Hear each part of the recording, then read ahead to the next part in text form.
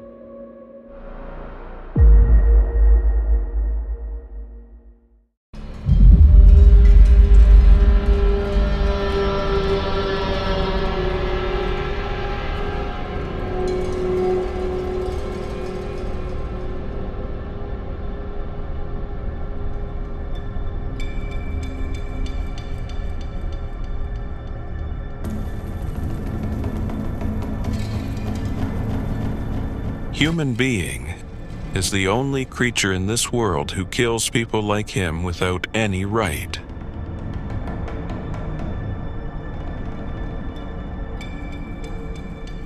Such killers often evade the reach of law. But even if the court of humans punishes the criminal, how can compensation be made for the loss suffered by the victim and their family? This punishment can neither bring the victim back to life, nor can it return to the children their father. The mastery of humans is that they have, in the form of war, invented an organized system of mass killings where millions die. The nations declare the killers national heroes and honor them. For tens of thousands of years, humans have been like this. Such a situation can deeply disappoint any sensitive human. However, the glorious Quran narrates the story of Adam's, peace be upon him, two sons, which encourages us to live in such a discouraging situation and also outlines the correct course of action. This incident is about both of them offering a sacrifice to God Almighty. Therefore, before proceeding, it is essential to understand the sacrifice.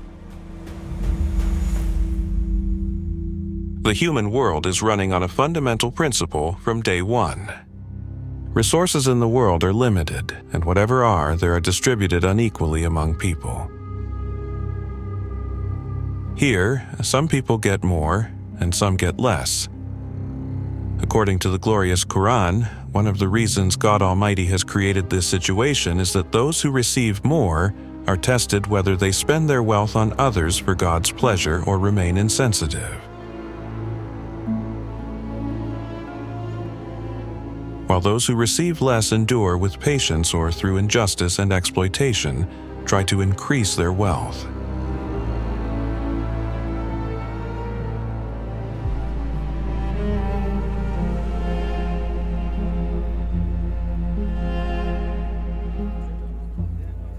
Those who receive more have been commanded to offer their wealth in the way of God.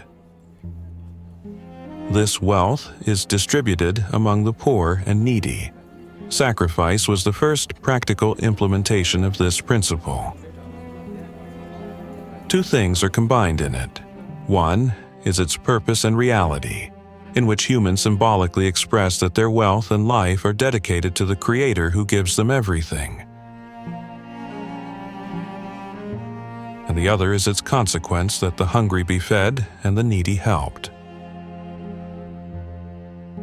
The enemy of humans, Satan's effort is to create fear of poverty among people and prevent them from spending their wealth. But when it comes to spending on their desires, he encourages them abundantly. Satan scares you of poverty and tempts you to spend on lewd things. And God from his own self promises you his forgiveness and his bounty, and God is very munificent and all-knowing.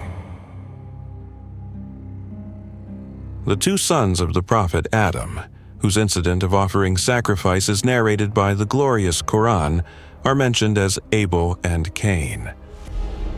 But this incident is not just about two individuals. Rather, they are also two characters that show how humans trapped by desire and vanity become Satan's targets, and in contrast, how the attitude of righteous individuals is based on fear of God. Abel presented his best animals before God, and Cain, with difficulty, presented just a few fruits to relieve himself of the burden. Abel's sacrifice was accepted, but Cain's was not.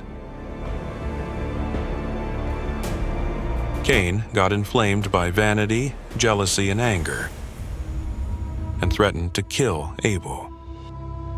Narrate to them, in all truth, the tale of Adam's two sons when each of them offered an animal for sacrifice.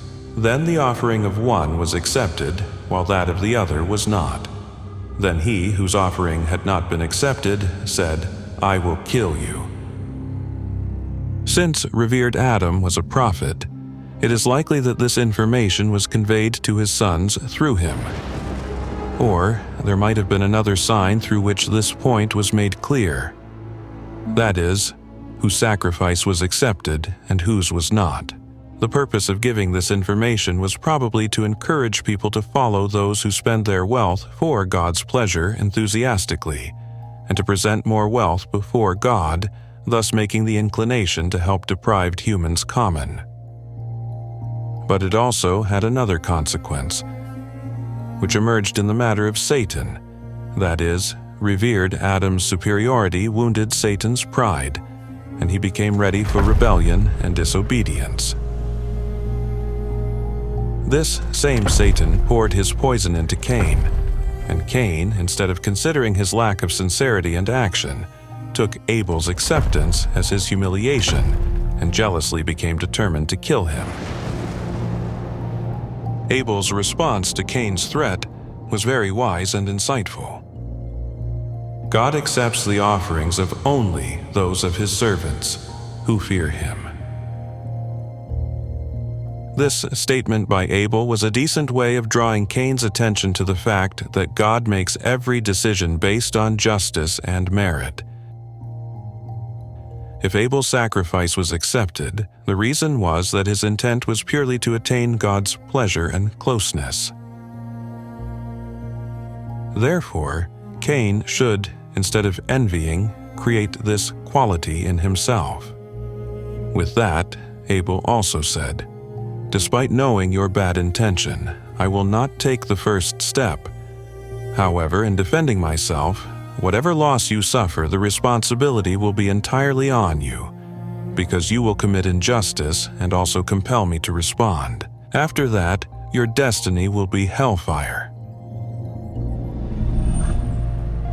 Abel said, "If you raise your hand on me to kill me, even then I will not raise my hand on you to kill you.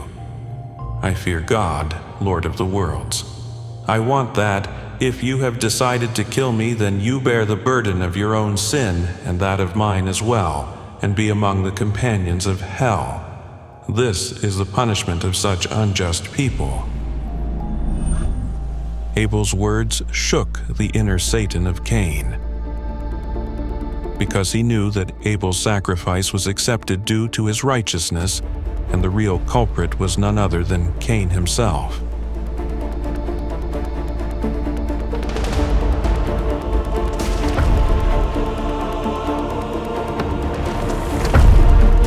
But the tides of envy, arrogance, and anger in him strangled the voice of his conscience. He murdered his brother Abel and fell victim to the eternal loss.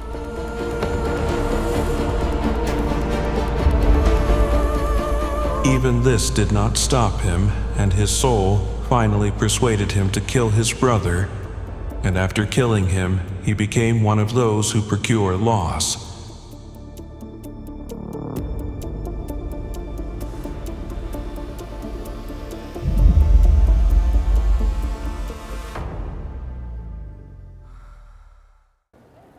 Through this incident, we come to know that when someone embarks on the path of evil, then further avenues of evil are opened for him.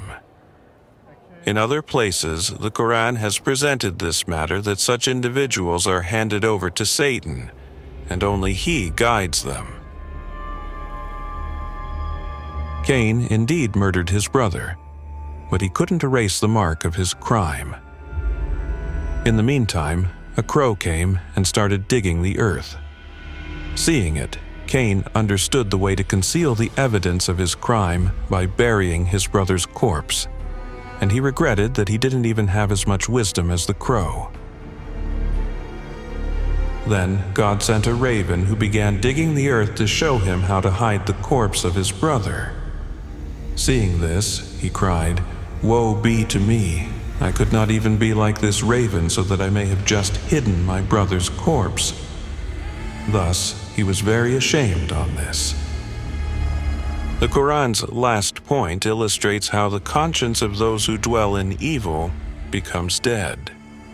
Such people feel no shame in killing an innocent brother. If they feel ashamed, it is on learning to hide the mark of their crime from a crow. The tribesmen of Cain are being born to this day. As a result, human history has become a chronicle of oppression, rebellion, murder, plunder, and bloody wars. To prevent murder, plunder, and injustice, God has declared the sanctity of human life above all else, declared killing a person akin to killing all of humanity, and gave the principle of a life for a life. But history confirms the angel's concerns that whenever human volition becomes unrestrained due to desires and vanity, the cycle of oppression, mischief, and bloodshed continues to spread. Seeing such oppression and mischief, many people conclude that there is no God here to establish justice and fairness. Man is just an advanced animal more adept at killing than other animals. However, the glorious Quran presents another perspective on such events. If people like Cain don't indulge in evil, oppression, and mischief, then the greatness of characters like Abel won't be evident either. Abel's fear of God becomes truly prominent when it is understood that he also had the choice to kill Cain. But he did not come forward to use it. If he wanted, he could have also presented a sacrifice devoid of sincerity and soul, like Cain, to show the world, but he presented his best offering to God with complete love and eagerness for sacrifice.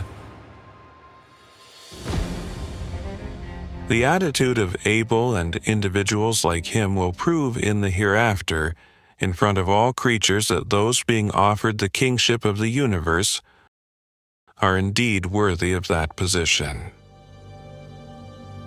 Ignorant individuals make the existence of evil in this world the reason to deny God, whereas, in fact, the presence of this evil in this world is not evidence of God's absence, but rather proof that the day of judgment will definitely arrive, when God will establish his court and decide on every matter with perfect fairness. The human favors justice and fairness by nature. His nature desires that good always happens to good people, and the wicked meet their end. Humans have established the entire system of punishment, reward, law, and justice in this world based on this very principle. This entire system is based upon the concept of vice and virtue rooted in human nature. However, it is also a fact that often an innocent Abel is unjustly killed, while Cain goes unpunished. Even if Cain is punished, Abel cannot be brought back to life. There are many Abels who, instead of receiving rewards for their goodness, pay the price for their good deed. Human conscience demands that there should be a day when complete retribution, punishment, and justice should prevail.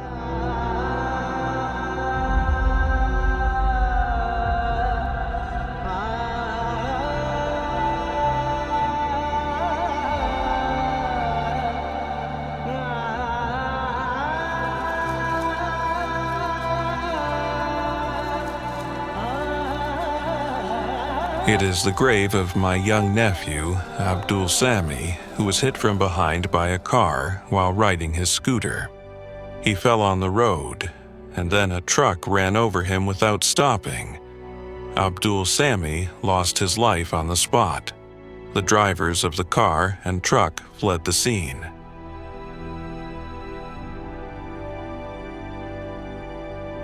My mother couldn't bear this shock and passed away after some time. That is her grave. Abdusami was a student of media sciences. He had, along with me, made a reformist drama titled Assume Again. My intention was that once his education was complete, we would work together on many such projects. Had he been alive today, he would have been a part of the Human Story team. I had never even dreamt that Abdusami would become a part of the Human Story in this way.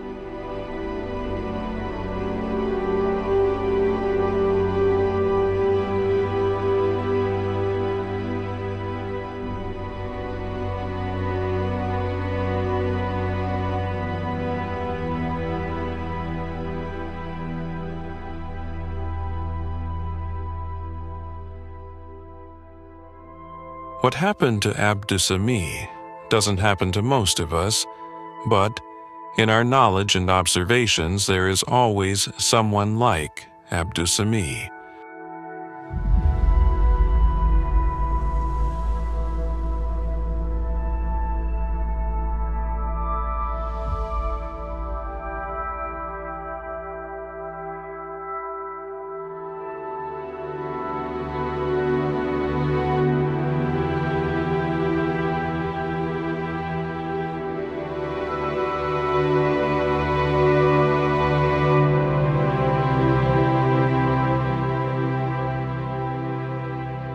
Whether young or old, we often depart from this world without completing our tasks.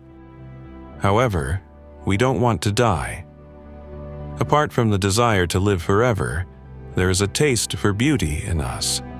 This taste for beauty makes us appreciate everything like beauty and youth, colors and light, fragrance and culinary flavor, instruments and vocals, songs and music, and exhilaration and ecstasy. But the tragedy of this world is that here, neither man remains nor his favorite things persist.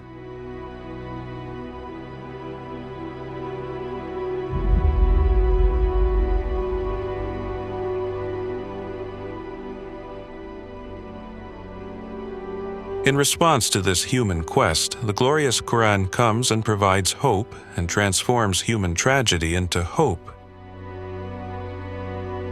The Quran tells us that the Creator, who created this magnificent universe and provided countless means of life on this earth, is not so weak that he cannot bring the dead back to life.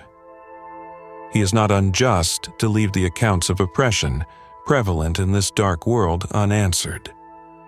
He is not devoid of good taste to give the man a desire for eternal pleasure and not fulfill his wishes.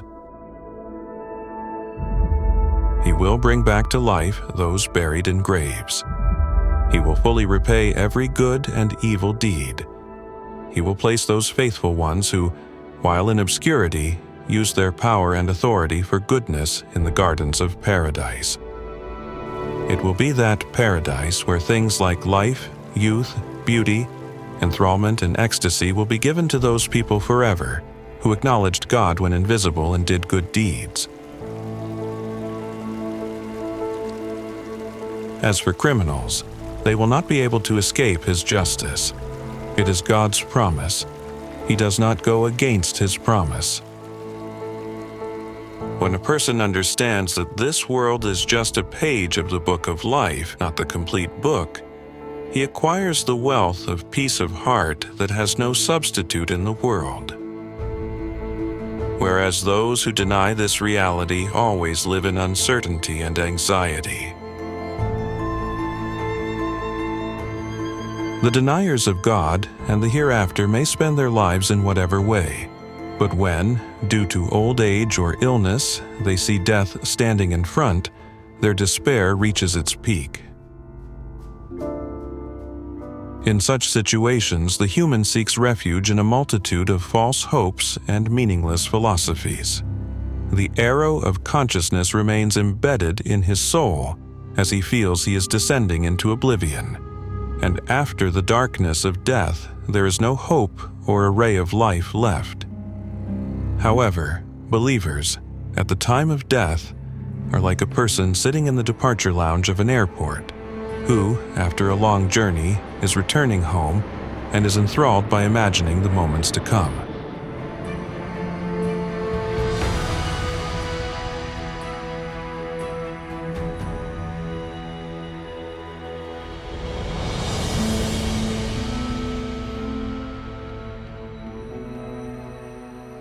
Those who don't believe in God say that these are imaginary dreams, false hopes, and empty desires. However, in the human story, we will see that is not the case at all. Human nature, the signs of God's power scattered throughout the universe, and those divine rewards and punishments dispensed time and time again in this world, whose details we will see at length in the following episodes, prove that the life of the hereafter is not a mirage but a truth that every person will confront. But, for the sake of argument, even if we take it as a dream, still, what's the harm in seeing this dream?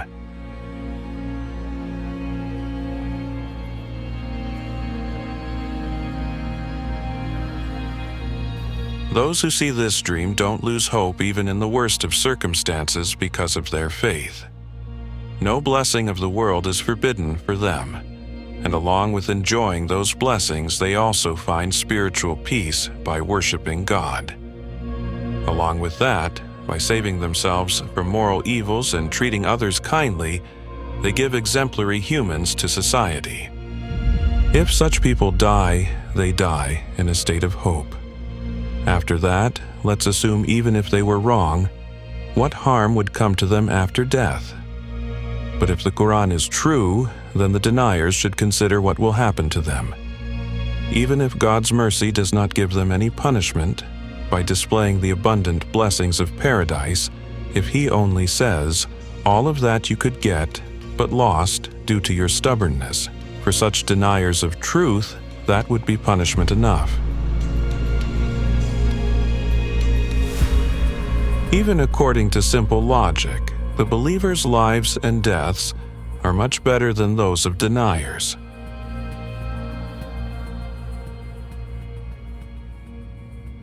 In chronological order, the glorious Quran mentions Prophet Noah's nation, after Prophet Adam and his sons. Historically, we cannot determine their exact time, but we can estimate that a long period had elapsed from Prophet Adam to Prophet Noah. Based on the knowledge of history and anthropology, it is estimated that during this long period, the human race diversified and spread, and the entire earth came under their usage. Thus, the settlements, cities, and civilizations emerged. However, the more humans progressed in terms of civilization, the more they distanced themselves from God. With the abundance of blessings and advancement of civilization, polytheism also spread throughout the world.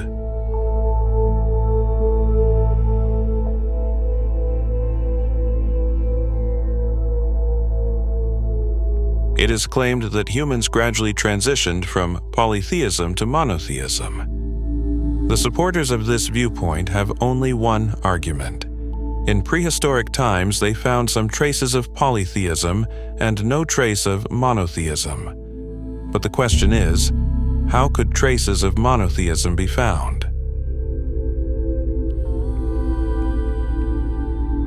It is a very beautiful question that yes, we don't find signs of monotheism. You see, the sign of monotheism would be the absence of the signs of polytheism. That is, polytheism is a tangible entity, while monotheism is not. We will find signs of idol worship where there was no opposition to it. Since idol worship has been around for a very long time, we also see idols. If there are no idols, there is only monotheism. In the Prophet's religion, there was never any worship of a creature such that its relics would have remained, nor was there permission to make a statue of God so it could be discovered from somewhere and then presented as proof of monotheism. As for polytheism, its proliferation from the very beginning is not proof that the start of humanity was through polytheistic religions. It is the result of that challenge of Satan in which he particularly targeted monotheism.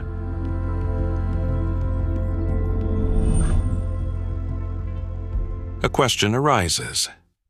Despite believing in one God, why did people associate others with Him? Why did they not accept the natural and rational concept of monotheism? The fundamental reason is that mission of Satan in which he diverts humans from the straight path of the servitude of God towards his disobedience. Many human weaknesses have assisted Satan in his mission, and he has consistently afflicted people with polytheism in every era. The second reason is that humans are more inclined towards visible things than unseen concepts. God cannot be seen, and there has always been prohibition to make his idols. However, creatures are visible, and their idols can also be made. A third reason is the superstition of humans and the relationship of fear and reverence with creatures. See, wherever polytheism took place in the world, it has been driven by blind devotion. For instance, in the traditions about Noah, it is mentioned that 5 idols were worshipped in his community, as referenced in Surah Nuh, Suwa, Yaguth, Yauk, and Nasr. These 5 elders were, in fact, pious people who worshipped God. After Adam, there were some righteous servants of Allah who used to worship Allah. When they passed away, people started placing stones in their memory, thinking, "We are sinners, but we will remember these righteous individuals." After they departed from the world, people felt it would be disobedient to God if they did not give a special protocol to those pious souls. Loving the pious is a sign of faith, so in their love, they made their statues and started bowing to them and asking them for help, which is similar to what happens at shrines today. Despite being told repeatedly that there is a hadith in Sahih Muslim advising not to build structures over graves or make graves solid, they insist on building structures, claiming it gave them spiritual motivation. Gradually, the next generation started carving those stones and making images on them, turning them into models. These are the 5 idols mentioned in Surah Nur that the people of Noah used to worship. Behind every act of polytheism is this blind devotion, which has led humans to become polytheists. It is the main reason behind polytheism. And then, sometimes, people commit polytheism because of the outward splendor of certain things. For example, saw the sun and the moon, found them so beautiful and serving so well, and started prostrating before them. Another reason for the proliferation of polytheism was the prevalent relationship of humans with their rulers. In human societies, if people could reach a ruler's confidant, they could get a decision in their favor through him.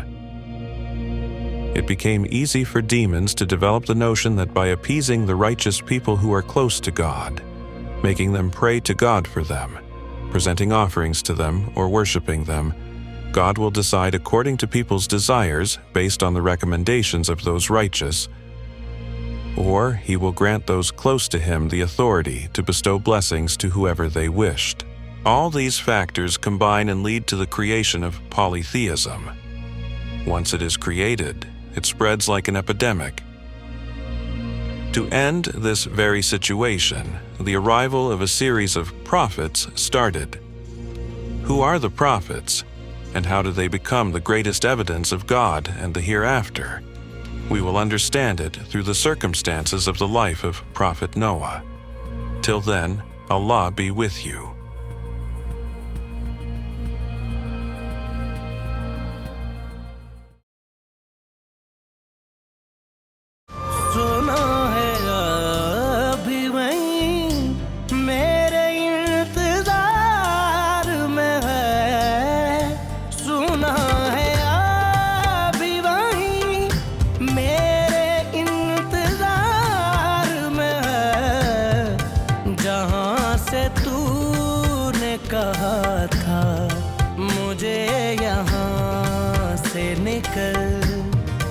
जहाँ से तूने कहा था मुझे यहाँ से निकल जहाँ से तूने कहा था मुझे यहाँ से निकल मैं अपनी ज़ात से निकलूँ मैं अपनी ज़ात से निकलूँ